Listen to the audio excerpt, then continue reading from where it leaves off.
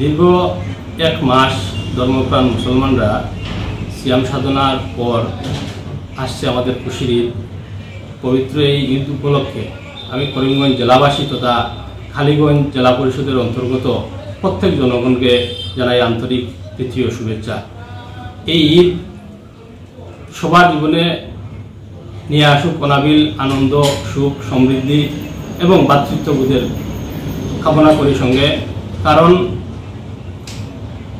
ভ্রাতৃত্ববোধের একটা বিরাট ব্যাঘাত ঘটছে সমগ্র বিশ্বব্যাপী এবং তার থেকে আমাদের জেলায় কম নয়। সেই দুর্দিনে আমি আশা রাখি পবিত্র ঈদ সবার জীবনে ভ্রাতৃত্ববোধ, সম অধিকার সবার জীবনে আসুক, সুখ শান্তি এই কামনা করি।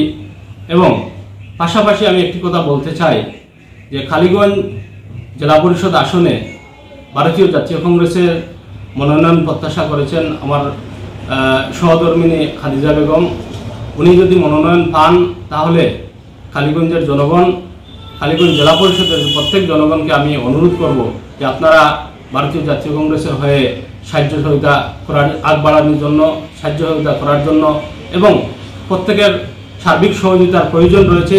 এই দুর্দিনে ভারতীয় জাতীয় কংগ্রেসকে মজবুত করতে হবে, এই আহ্বান রাখছি আপনার সকলের কাছে।